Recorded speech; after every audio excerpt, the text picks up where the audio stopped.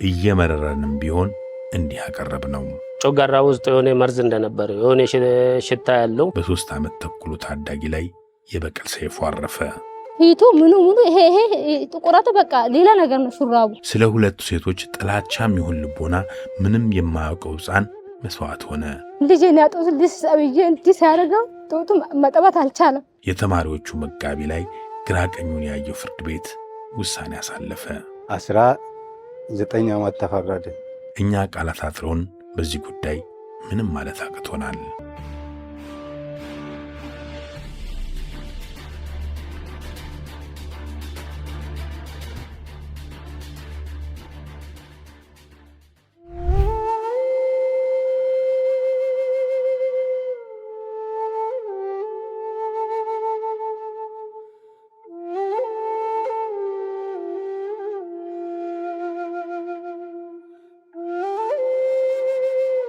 የ3 ዓመቱን ታዳጊ በሙዝ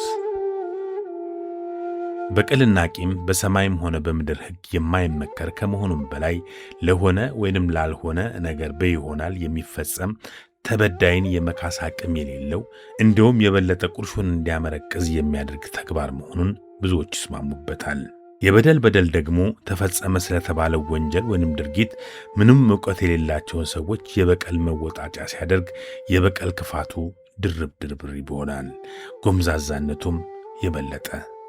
እስከ ዛሬ ከሰማናቸው የበቀል አይነቶች በወንጀል አፈጻጸሙ እጅግ የሚያሰቅቅ የወንጀል ድርጊት በመስማታችን ነው ከላይ ጥቂት ስለ በቀል አስከፊነትና ጎምዛዛነት ለመናገር ይዳዳን። የአዳማ ፖሊሶች የሆነውን ሁሉ በአዘን አወጉን። አቃቤ ሕግ ግራ ቀኙን አይቶ ፍርድ ቤት የሰጠውንም ፍርድ ገለጸልን። እኛ ደግሞ እየመረረንም ቢሆን እንዲህ አቀረብነው። የአዳማ ፖሊሶች በምርመራ መዝገባቸው እንደከተቡት በኋላም ፍርድ ቤት በውሳኔ እንዳጸናው ሁለቱ ሴቶች የአንድ ወንድ የቀድሞና የአሁን ሚስቶች ነበሩ።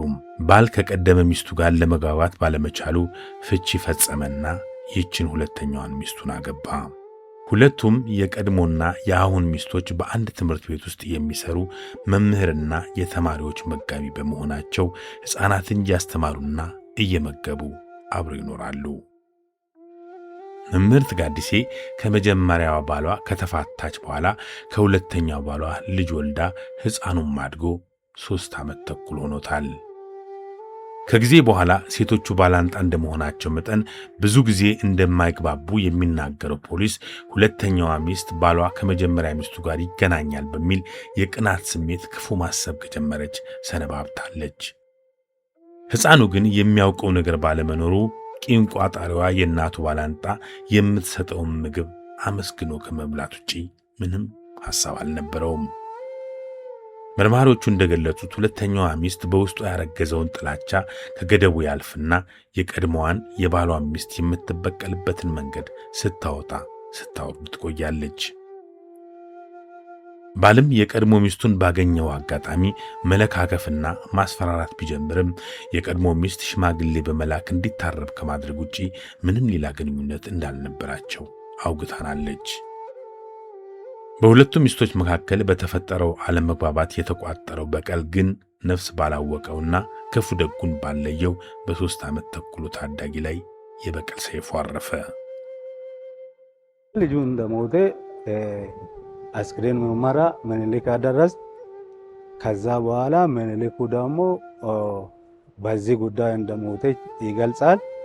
እኛ ደግሞ ከዚህ ተነስተን ምርመራ እንጀምራለን። ምርመራ ስንጀምር ይሄን ነገር እሷ ደብቃ ነው የሰራችው። ግን እኛ ምርመራችን ስንቀጥል አሁን በዛን ሰዓት እሷ ሙዝ ስታበላ ያየችው ልጅ አለች። እሷ ጋር እንሄዳለን፣ እሷን እናገኛለን።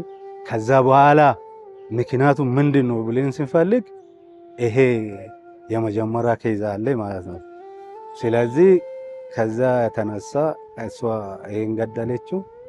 ልጁ በቃ እንደዚህ አይነት ነው ሞተው።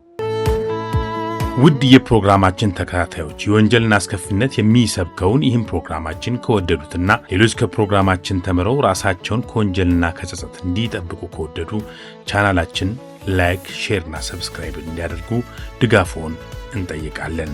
ካቴና ወደ ምኒልክ ሆስፒታል ሪፌር ይደረጋል። እዛ ሪፌር ሲደረግ አስክሬን ምርመራ ይደረጋል። አስክሬን ምርመራው እንደምለው ልጁ በምን እንደሞተ አይታወቅም፣ ግን ጮጋራ ውስጥ የሆነ መርዝ እንደነበር የሆነ ሽታ ያለው እንደነበርና ሜቢ የሞቱ ጉዳይ ከዚህ ጋር ሊያያዝ ይችላል ብሎ ነው የሰጡት። እኛም ከዛ በኋላ መረጃ መሰብሰብ ጀመር። መረጃው ስናሰባስብ አንድ አስተማሪ አሁን የተከሰሰችና የተቀጣች ጋዲስ አመንቴ የምትባል አስተማሪ በ7 ሰዓት አካባቢ በዛን ቀን ሙዝ እንደሰጠት ለልጁ ሙዝ እንደሰጣት ልጁ ሙዝ ከበላ በኋላ መመለስ እንደጀመረ ክላስ እናቱ ጋር ሄዶ መመለስ እንደጀመረ ስጠየቅ ደግሞ እሷ ነች የመታችኝ ብሎ ተከሳሿን እያሳያት እንደነበረ ከዛም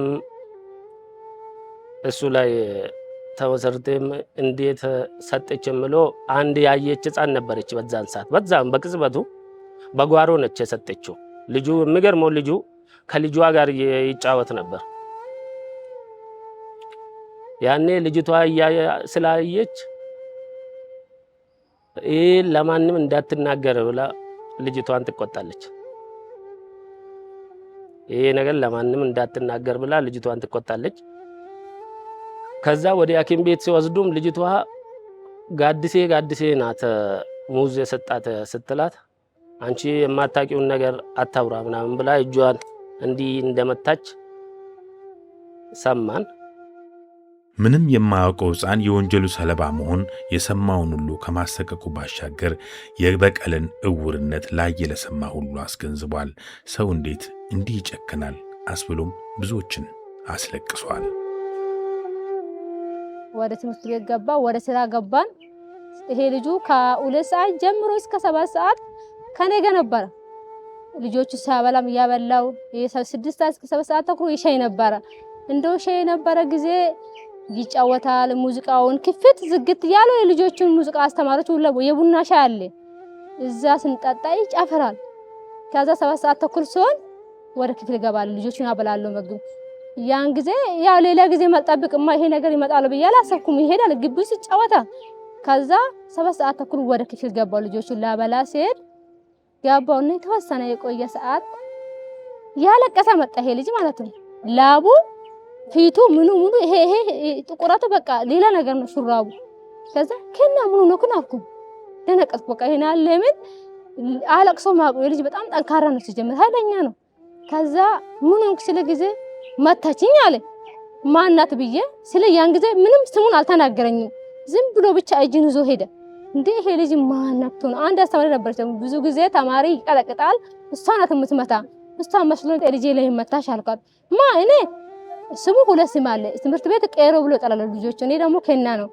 እኔ ከና አልጠየቅኩም። ጠይቅ እሱ ይነግርሻል አለችኝ። ይሄን ልጅ ይሄን ጊዜ ወደ ሽንት ቤት ይዞልኛል። ስንሄድ ሽንት ቤቱን ከፈታ።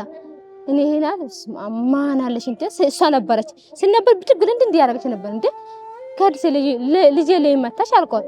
አልመታም ጎማ ተቀብዬ ነው አለች። ስትለ ጊዜ ዝም ብዬ ተመለስኩ። ለምን አልመታም ማለትኛ። ከዛም በኋላ ይሄ ከተፈጸመ በኋላ ልጁ ላቡ ላብ አይደለም። ከዛም በኋላ እንዴ ይሄ ልጅ ምን ሆኖ ነው ብዬ እንቀጠቅጣል ሰውነቱ ሙላ። ከዛ ቆይ ብዬ የሆነ ትምህርት ቤት ነበረች እዛ ቁጭ ብዬ ጡት ልሰጣ ሳወጣ ጡት ሞጣው 3 ዓመት ከ5 ወር ነው። ከዛ ሚላሱ ነጭ ነው ተልጧል። ልጅ ምን ሆኖ ነው ሽታ በጣም ይሸታል። ልጁ ምን ሆኖ ብዬ ቶሎ ወደ ክፍል ሄጄ ውሃ ሰጣው። ውሃው ማወጥ አቃተው። ይሄንን ጊዜ አሁን ወደ ክፍል ከውጭ ወደ ክፍል ገባው ነው ወንበር ላይ ቁጭ ብዬ አሁንም ልሰጣጡት አስታወቃ። ያስታወቀው ይሄ ጥላሽት ነው ጥቁር ነው በጣም ሽታ አለ። ያን ጊዜ ነው ሽታወቁ። ከዛም በኋላ በቃ እንደዚህ ተረገፈ እጅ ላይ እኔም ቀራ ቶሎ ከቤቱ ከክፍሉ ወደ ደጅ ወጣው ተቀመጥኩ። አንድ ጽዳት ነበረች ከሌላ እጅ ላይ ይዛ ሄዳ ወደ ሐኪም ቤት ሄደን ሐኪም ቤት ሄጄ ራሱ ሄጄ አልሄድኩም። በቃ ድንቃጤው ብነግርህ አልችልም። ከዛ እንዴ ከዛም በኋላ ገና ከሄድኩም በኋላ ተመልሼ ገና ብር ይፈለጋ ገባለሁ። እኔ አለቃ ነበረች የኛ ዳይሬክተር ተሸርማ ዩኒ ያለኝ 400 ብር ብቻ ነው ብር ካለች ያልኳት የተማሪ ብር ደግሞ መጽሐፍ ነበር በቃ ነው እሱሻለሁ ብላ ወደ ቢሮ ተመለሳን ከዛ ከሷ ጋር ስንል እቺ አንቺ አንድ ተማሪ አለች ፌኔት ደጋፋ ትባላለች በርሲሱ ቄሮ ሙዝ በላትን ያለች በርሲሱ ቄሮ ጋዲሴ ሚስ ሙዝ ሰጣችኝ አንጀት ስትለኝ ጊዜ ወንበላ ቁጭ አልኩ ቶሎ ከዛ ላላቃውን ተሸርማ ይሳዳምጪ ልጅቷ ምንድነው የምትለው አልኩ ከዛ ስትለን ብቻ እኔ ቶሎ በባጃጅ ገባን አክም ቤት ስንሄድ እዛ ልጅቷ ደረሰች ስንሄድ በቃ ምን ልበል ልጁ በጣም እንቀረጥታል እዛው ሆስፒታል ሆኖ አንዱ ይተኛል አንዱ በቃ በሆድ ከዛ አንድ ጊዜ ብቻ ልጄን ያጡት ልስብዬ እንዲህ ሲያደርገው ጦቱ መጠባት አልቻለም ልጄ ምን ሆነ ብዬ በውስጤ በጣም ደነቀጥኩና ዶክተር ልጄ ምን ሆነ ነው ስለዚህ እናንተ ምንድነው አረጋችሁ እኔ አላቁም አለኝ እሱ ራሱ ከዛ ደግሞ አንድ ግን ቤቢሲስተር ነበረች ደውላ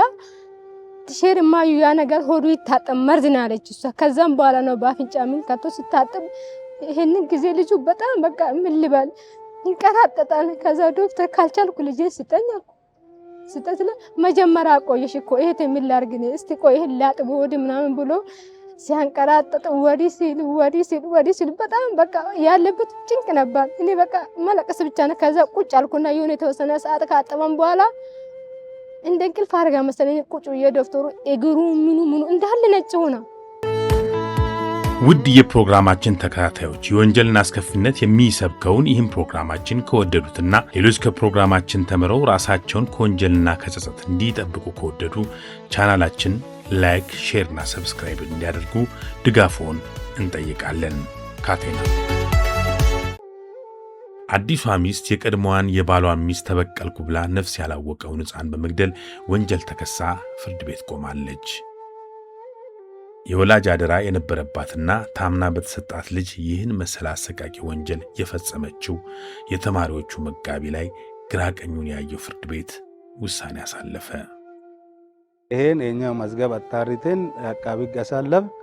አቃቤ ሕጉ ደግሞ የወረዳ አቃቤ ሕግ ወደ አዳማ ከተማ አቃቤ ሕግ አሳለፈ። አዳማ ከተማ አቃቤ ሕጉ መዝገቡን ፍርድ ቤት ላይ ከፈተ። ከዛ በኋላ የግራና የቀኝ ምስክር ታይቶ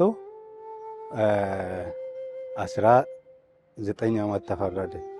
ከ15 ዓመት በላይ የሚያስቀጣ እስራትን የሚያስቀጣ የከፍተኛ ፍርድ ቤት ስለሆነ እኛም መዝገቡን መርምረን ለአዳማ ከተማ አቃቤ ሕግ ልከናል።